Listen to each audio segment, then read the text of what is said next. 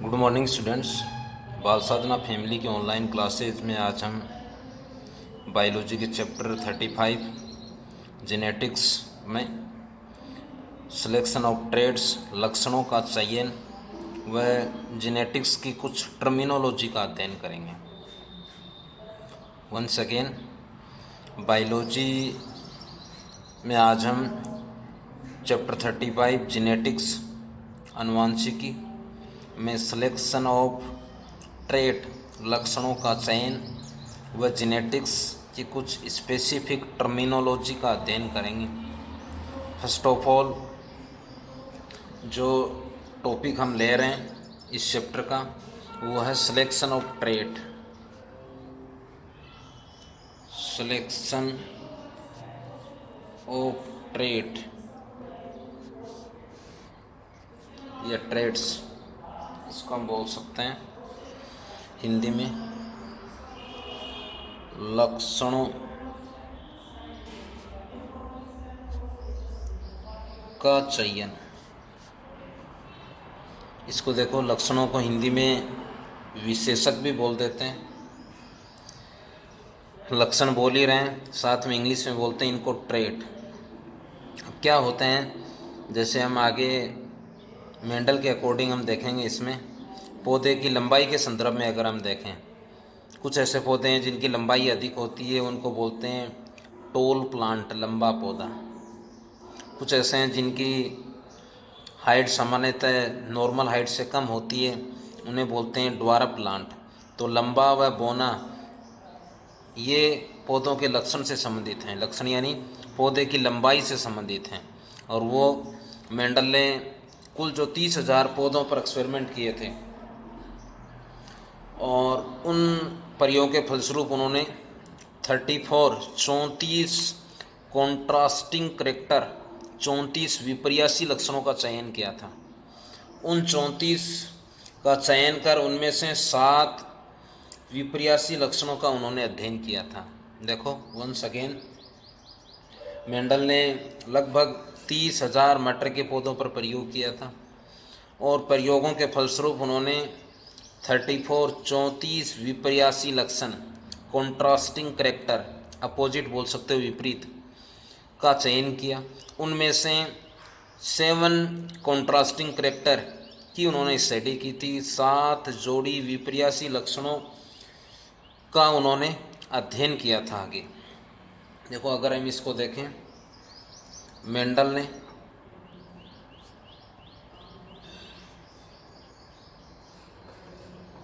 Garden pea plant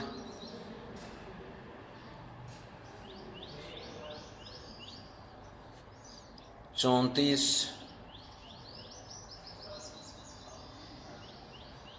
विपर्यासी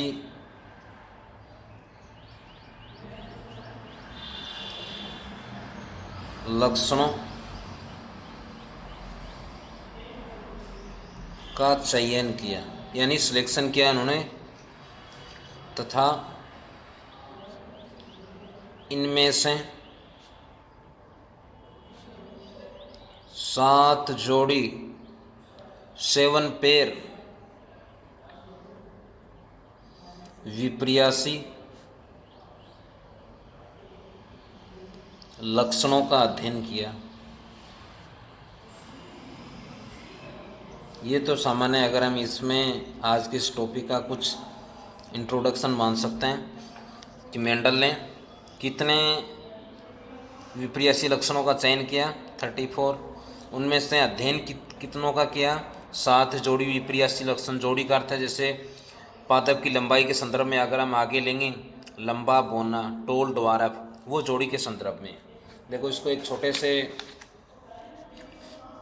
liner figure या एक table के रूप में दर्शा सकते हैं।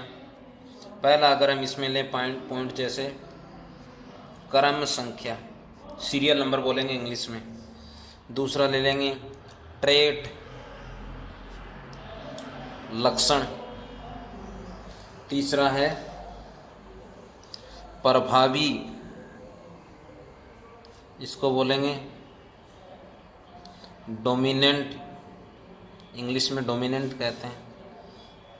अगला है अप्रभावी इसको इंग्लिश में बोलते हैं रिसेसिव।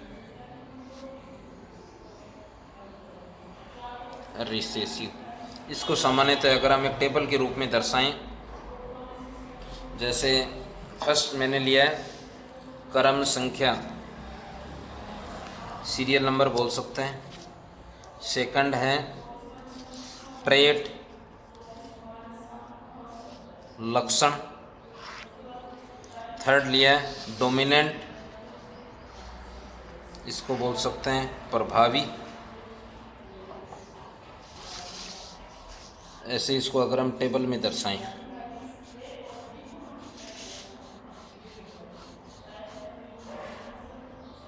देखो कुछ इसमें अगर हम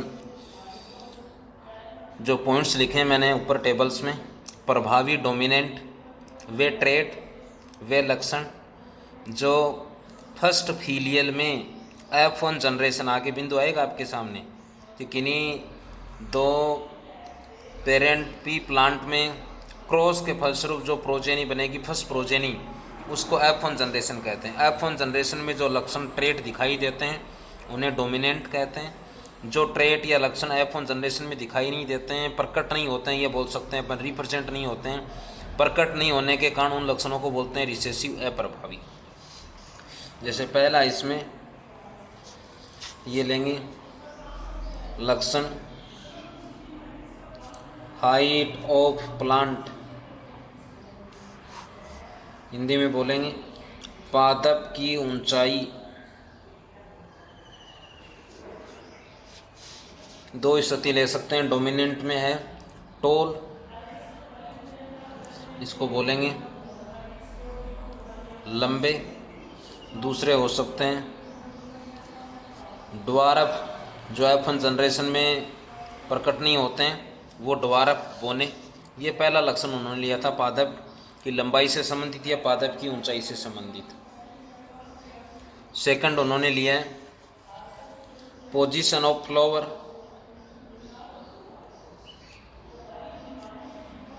पोजीशन ऑफ फ्लावर हिंदी में बोलेंगे पुष्प की स्थिति। इसको ऐसे दर्शा सकते हैं, यदि यहाँ फ्लावर का निर्माण हो रहा है या पौधे में यहाँ निर्माण हो रहा है, यदि यहाँ निर्माण हो रहा है, ऐसी स्थिति में पौधे की लंबाई निरंतर वृद्धि होती जाती है। इस स्थिति को तो बोलते हैं एक्सिलरी, यह हिंदी में बोलेंगे कक्षीय। यदि यहाँ टर्मिनल पार्ट पर है, ऐसी स्थिति में पादप की लेंथ इंक्रीज नहीं होगी, लंबाई में, ऊंचाई में वृद्धि नहीं होगी, इसलिए ऐसे पौधे स्वाभाविक है ड्वार्फ होंगे। और इस स्थिति को बोलते हैं टर्मिनल, ये इसको बोलेंगे शीर्षस्थ। ये दूसरा लक्षण लिया उन्होंने। तीसरा उन्होंने लिया था शेप ऑफ सीड, मटर के पौधे के जो बीज हैं, ध्यान ये रखना 11th क्लास में आया आपके, seed is A and product of plant, seed and flower, बीज पौधे के अंतिम उत्पाद होते हैं। उनकी सामान्यतः गार्डन पी प्लांट में आकृति दो रूप में उन्होंने दर्शाई है। हिंदी में इसको बोलेंगे बीज का आकार, बीज का आकार, ये वाली स्थिति है डोमिनेंट में राउंड गोल। इसमें आ जाएंगे रिंकल्ड, इनको बोलते हैं झुर्रीदार। चौथा उन्होंने ट्रेट लिया है शेप ऑफ पोड, यानी फली का आकार।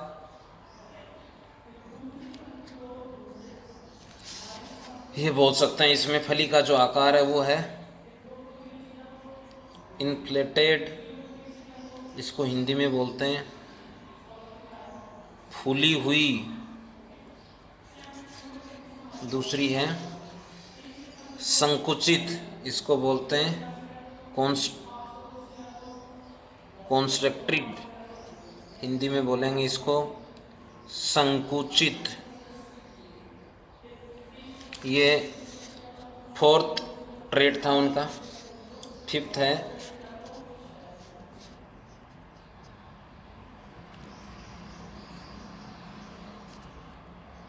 कलर ऑफ पोड,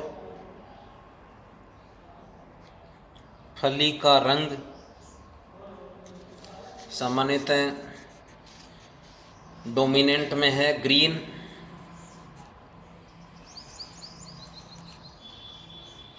यानी हरा। रिसेसिव में है येलो, यानी अप्रभावी में पीला। सिक्स्थ है उनका कलर ऑफ सीड कोट, इसको बोल सकते हैं बीज कवच का रंग।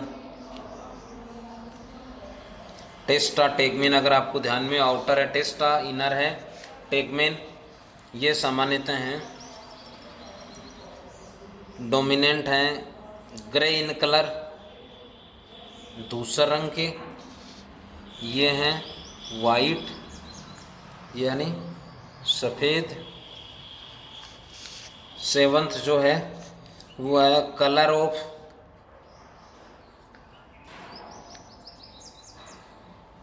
कोटिलोडोन, बीज पत्तर का रंग। 11th क्लास में आपके सामने आए ये बिंदु। ये इस बेस पर नंबर ऑफ कोटिलोडोन प्लांट को हम बोल सकते हैं मोनोकोट प्लांट, डाइकोट प्लांट। उनके सीड को बोल सकते हैं मोनोकोट सीड, यदि सिंगल कोटिलोडोन है। यदि ट्वाइस हैं तो डाइकोट बोल सकते हैं। इसका जो कलर है वो है येलो, डोमिनेंट में यानी पीला। रिसेसिव में है ग्रीन, हरा। ये सामान्यतः उन्होंने 7 ट्रेट उन्होंने एक्सपेरिमेंट के दौरान जो 34 कॉन्ट्रास्टिंग कैरेक्टर सेलेक्ट किए थे उनमें से इन 7 का उन्होंने अध्ययन किया था। कुछ अगर हम पुस्तकों में देखें, अगर एनसीईआरटी में देखें तो ये जो 6th का जो लिया है, इस बेस पर कुछ अन्य भी आ सकते हैं। पुष्प का रंग भी,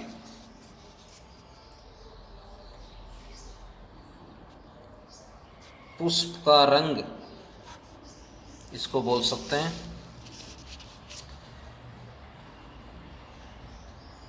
कलर ऑफ फ्लावर, इसमें जो डोमिनेंट है, डोमिनेंट यानी प्रभावी जो है फन जनरेशन में नज़र आते हैं वो हैं पर्पल। और जो रिसेसिव हैं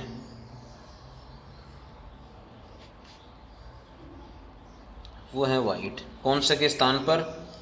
इसके स्थान पर ये कुछ पुस्तकों में दिया गया है, यानी 6th न लेकर ये लिया गया। वास्तव में अगर एनसीईआरटी बेस पर हम देखें तो कलर ऑफ फ्लावर ही वहाँ लिया गया, परंतु आरबीएससी की पुस्तकों में, जो माध्यमिक शिक्षा बोर्ड की पुस्तकें हैं, उनमें पुष्प के रंग के स्थान पर बीज कवच का रंग लिया गया।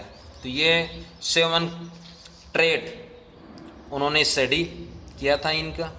कितने में से? 34 में से। देखो, फर्स्ट मैंने लिया है height of plant, toll, dwarf. इसमें टोल को उन्होंने रिप्रेजेंट किया प्रभावी, यानी वे ट्रेट जो है फन जनरेशन में रिप्रेजेंट होते हैं, प्रकट होते हैं, उनको उन्होंने डोमिनेंट ट्रेट कहा था। उनको उन्होंने कैपिटल लेटर में दर्शाया था। इसको ऐसे हम दर्शाएंगे, अगर सिंबल दर्शाएं इसको ऐसे दर्शाएंगे कैपिटल लेटर में। जो एफ1 जनरेशन में रिप्रेजेंट नहीं होते हैं, प्रकट नहीं होते हैं, उनको उन्होंने स्मॉल लेटर में दर्शाया था। ड्वार्फ को ऐसे दर्शाते हैं। और ऐसे ट्रेट को क्या बोलते हैं? रिसेसिव, अप्रभावी। वे ट्रेट जो एफ1 जनरेशन में प्रकट नहीं होते हैं, इसको स्मॉल लेटर में। यहाँ टी का अर्थ है टोल। दूसरा उन्होंने लिया है पोजीशन ऑफ फ्लावर, कि पौधे में flower is a reproductive part of plant. पौधों में पुष्प पौधे का जनन अंग है। कुछ ऐसे पौधे हैं जिनमें ब्रांचेज पर फ्लावर का निर्माण होता है। ऐसी स्थिति में पौधे की हाइट निरंतर वृद्धि, लंबाई में ऊंचाई में निरंतर वृद्धि होती रहती है। इस स्थिति को बोलते हैं कक्षीय। परंतु यदि फ्लावर का निर्माण पौधे के टर्मिनल पार्ट पर होता है, ऐसी स्थिति में पौधे की हाइट में वृद्धि नहीं हो पाती है। इस स्थिति को बोलते हैं टर्मिनल शीर्षस्थ। तीसरा उन्होंने लिया है गार्डन पी प्लांट में जो ट्रेट उन्होंने 34 में से स्टडी के लिए काम में लिया वह है शेप ऑफ सीड, बीज का आकार, राउंड, अगला है यानी गोल झुर्रीदार। चौथा उन्होंने लिया शेप ऑफ पॉड, फली का आकार, फुली हुई और या संकुचित। फिफ्थ उन्होंने लिया फली का रंग ग्रीन या येलो। अगला लिया बीज कवचकार, colour of seed coat, testa tegmen अगर आपको ध्यान में हो, grey, white, colour of cotyledon, बीज पत्र का रंग येलो, ग्रीन। परंतु कुछ पुस्तकों में सिक्स्थ का है उसके स्थान पर यह लिया गया पुष्प का रंग, कलर ऑफ फ्लावर या तो पर्पल होंगे, बैंगनी या सफ़ेद। ये 7 जोड़ी विपर्यासी लक्षण उन्होंने अध्ययन के लिए चुने थे। नेक्स्ट अगर हम इसमें बात करें कुछ स्पेसिफिक 2 टेक्निक उन्होंने काम में ली थी, उनको बोल सकते हैं अपन मेंडल की संकरण तकनीक। अगला जो पार्ट है उसको बोलेंगे मेंडल की संकरण, हार्बडाइजेशन बोलते हैं इसे, तकनीक को बोलते हैं टेक्निक हार्बडाइजेशन, मेंडल की संकरण तकनीक। अब ये ध्यान रखना मेंडल ने अपने प्रयोगों के लिए कुछ विशेष प्रकार की तकनीक काम में ली थी। उस तकनीक ये बोल सकते हैं मेंडल ने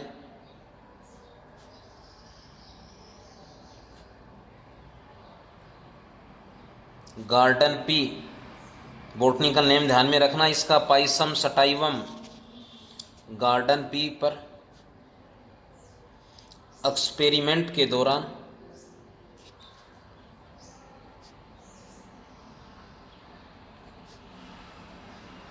कुछ का अर्थ है केवल 2, यानी केवल 2 टेक्निक इस चैप्टर में हम पढ़ेंगे। कुछ स्पेसिफिक विशेष टेक्निक काम में ली थी जो कि निम्न हैं। पहली टेक्निक है विपुंसन, इसको इंग्लिश में बोलते हैं एमास्कुलेशन,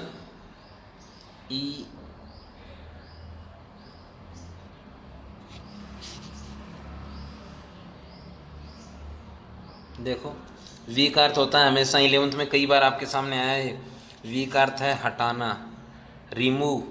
पुंसन का अर्थ होता है, इसका अर्थ है रिमूव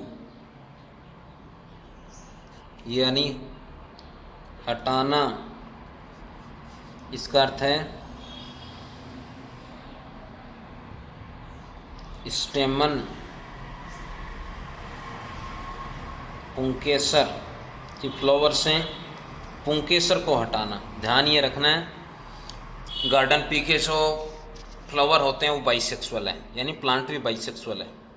और यदि इसमें जो नर से संबंधित एकल इकाई है, स्टेमन जिसे कहते हैं, पुंकेसर जिसे कहते हैं, इसको परिपक्व अवस्था से पहले यानी अपरिपक्व अवस्था में ही हटाना वो एमास्कुलेशन कहलाता है, विपुंसन। यदि परिपक्व होंगे तो वहाँ पोलन ग्रेन वर्तिका पर पहुँचकर निषेचन प्रक्रिया संपन्न कर देंगे।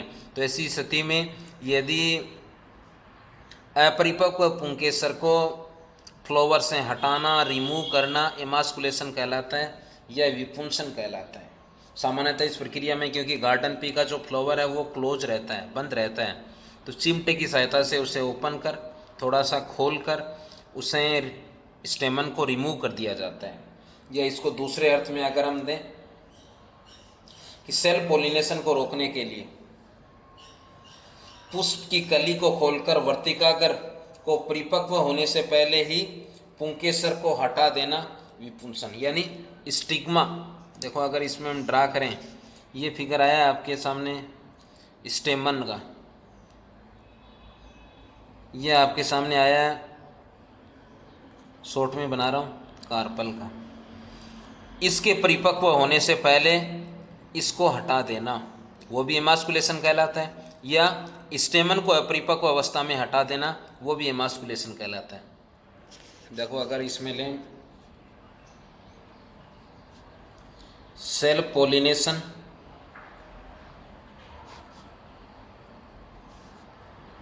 को रोकने के लिए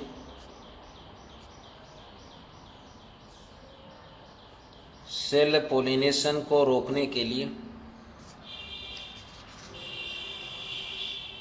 मेंडल ने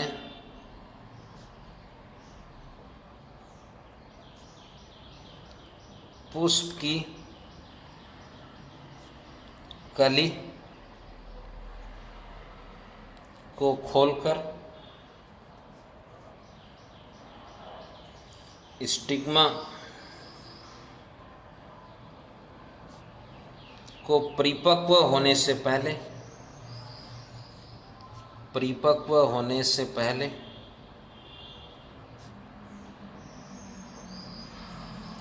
स्टेमन,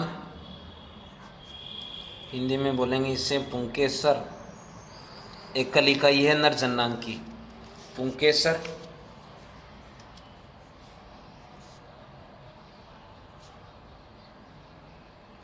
को हटा देना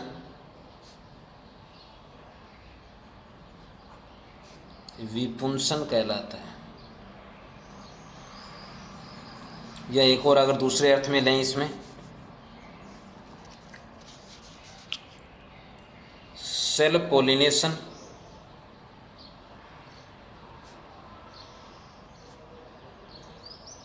को रोकने के लिए पुंकेसर यानी स्टेमन को अपरिपक्व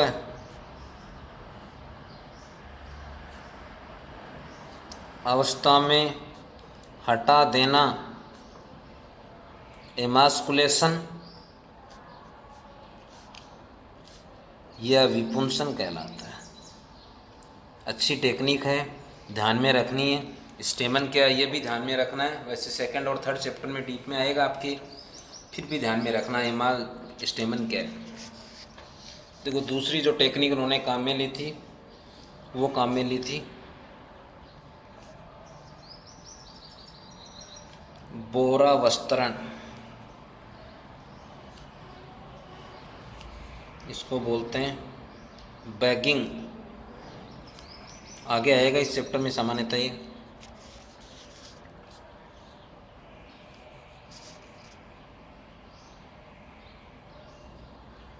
सेल्फ पोलिनेशन को रोकने के लिए, सेल्फ पोलिनेशन को रोकने के लिए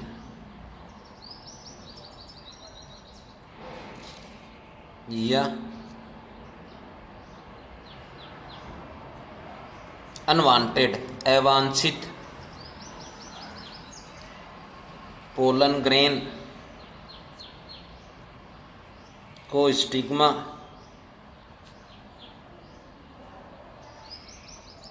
तक पहुंचने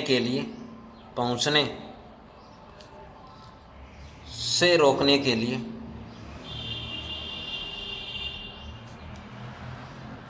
स्टिग्मा पर यानी वर्तिकाग्र यहाँ स्टिग्मा पर वांछित, उपयोगी बोल सकते हैं अपन, वांछित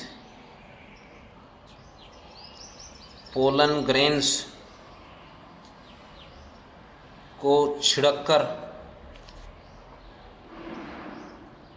बटर पेपर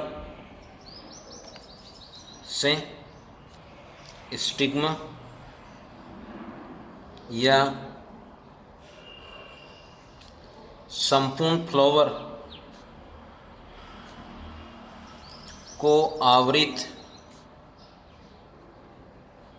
कर देना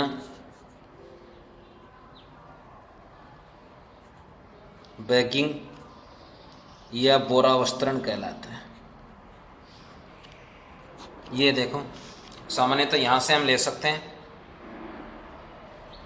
अवांछित पोलन ग्रेन को स्टिग्मा तक पहुँचने से रोकने के लिए स्टिग्मा पर पहले क्या करेंगे, उपयोगी वांछित आर्टिफिशियली रूप से यानी मानव द्वारा पोलन ग्रेन को छिड़का जाता है। छिड़कने के पश्चात हो सकता है वहाँ अवांछित भी पहुँच जाएं, उनसे स्टिग्मा को बचाने के लिए उसे बटर पेपर से स्टिग्मा को या संपूर्ण फ्लावर को आवृत कर देना बैगिंग कहलाता है। ये सामान्यतः उन्होंने दो तकनीकें उन्होंने काम में ली थी। देखो अगला है कुछ स्पेसिफिक टर्म।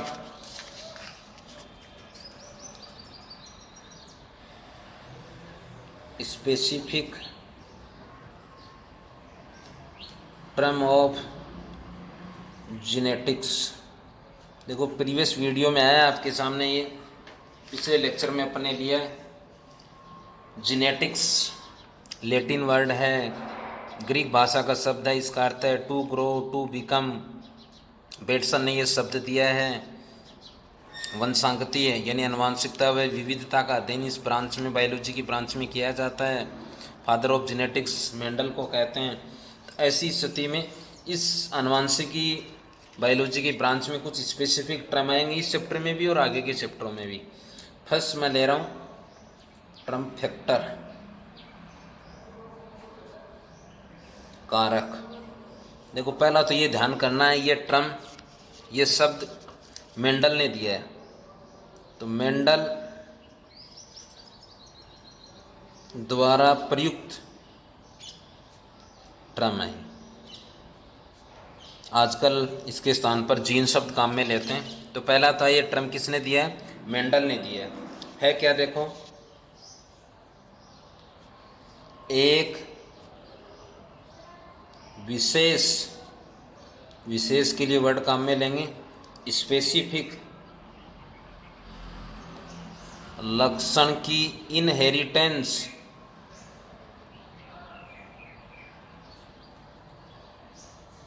व एक्सप्रेशन अभिव्यक्ति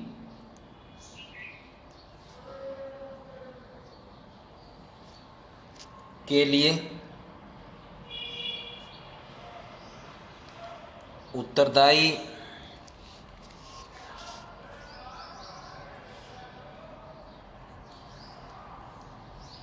एकक को फैक्टर कहा जाता है या फैक्टर कहते हैं। देखो यदि हम सिंपल अर्थ में लें, ये पेरेंट अगर हम माने जनक, इससे ये मान लेते हैं प्रोजेनी, संतति, ऑफ स्प्रिंग भी बोलते हैं। एक भी हो सकती हैं, दो भी हो सकती हैं। अगर माइटोसिस डिवीजन के बेस पर रखेंगे तो 2, माइटोसिस में, म्यूसिस में 4। पेरेंट्स से प्रोजेनी का जैसे ही निर्माण होगा उस समय यहाँ से यानी पेरेंट्स से कुछ स्पेसिफिक ट्रेट प्रोजेनी तक पहुँचते हैं। उन यहाँ तक पहुँचने के लिए तथा उनकी यहाँ प्रकट होना, पहला देखो पेरेंट्स से जैसे ही प्रोजेनी का निर्माण होता है, ऐसी स्थिति में पेरेंट्स से कुछ स्पेसिफिक लक्षण ट्रेट का यहाँ तक पहुँचना, वो तो कहलाता है इनहेरिटेंस। पहुँचकर उनको अपनी अभिव्यक्ति देना, यानी उन लक्षणों का संतति में जो पेरेंट में थे उनका संतति में भी प्रकट होना, ऐसा कुछ विशेष प्रकार की संरचनाओं द्वारा किया जाता है, जिनको मेंडल ने फैक्टर कहा था, कारक कहा था। पहला, वर्तमान में इसके स्थान पर ध्यान कर लेना, जीन शब्द काम में लिया जाता है। अब ये बोल सकते हैं, अब फैक्टर यानी कारक को जीन कहा जाता है। ये पहला स्पेसिफिक टर्म। दूसरा देखो, यहीं से शुरू कर लेते हैं, जीन। ये जीन कई चैप्टरों में आएगा आपके। पहला तो है, एक वैज्ञानिक थे जोहानसन, टाइमिंग है 1909। जोहानसन ने जीन टर्म दिया है। हम ये जो टर्म हम पढ़ रहे हैं अब, जिसे पहले फैक्टर नाम से मेंडल ने पुकारा था। अब जिसे जीन कहते हैं ये जॉनसन वैज्ञानिक ने दिया 1909 में। दूसरा है कि देखो पिछले 11th क्लास में आपने कुछ मॉडल पढ़े हैं, कुछ स्ट्रक्चर्स पढ़ी हैं डीएनए की, न्यूक्लिक एसिड की, उसके टाइप्स पढ़े हैं, डीएनए आरएनए। डीएनए को जेनेटिक मैटर कहते हैं। इसकी पुष्टि के लिए आपके 2-3 एक्सपेरिमेंट आए थे। एक एक्सपेरिमेंट आया था ट्रांसफॉर्मेशन थ्योरी, फ्रेडरिक ग्रिफ्थ ने दी थी रेड पर एक्सपेरिमेंट करके, और साथ में उन्होंने स्पेसिफिक बैक्टीरिया लिया था न्यूमोकोकस। दूसरा मैकार्डी मैक्लोइड की थ्योरी आई थी, और तीसरी आई थी हर्शेवत चेज की, जिसने पूर्ण रूप से ये प्रूव किया था कि वास्तव में ही पेरेंट से प्रोजेनी तक जो पदार्थ ट्रांसफ़र होता है वो डीएनए होता है, जेनेटिक मैटर डीएनए ही है, क्रोमेटिन भी बोल देते हैं। इसी डीएनए से ही डिवीज़न के दौरान क्रोमोसोम बनते हैं, इसी डीएनए से क्या बनते हैं, जीन बनते हैं। तो ये बोल सकते हैं डीएनए के खंड को जीन कहते हैं। देखो नाम इसने दिया है, बनते कहाँ से हैं, डीएनए से, इसलिए डीएनए के छोटे से खंड को जीन कह देते हैं। पाए जाते हैं क्रोमोसोम पर, ये बोल सकते हैं। वो भी विशेष खंड को कहेंगे डीएनए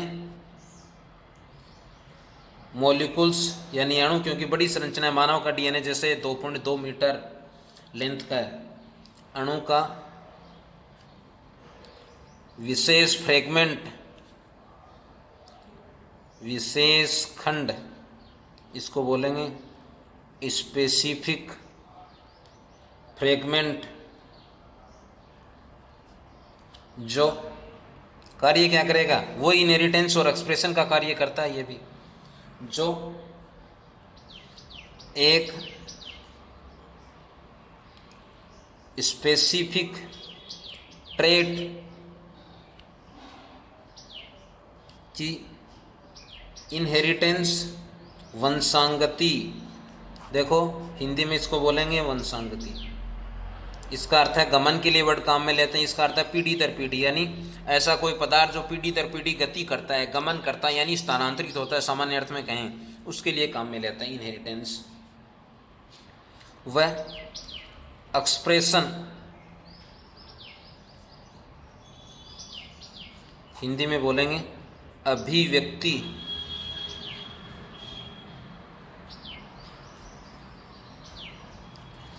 को निर्धारित करता है।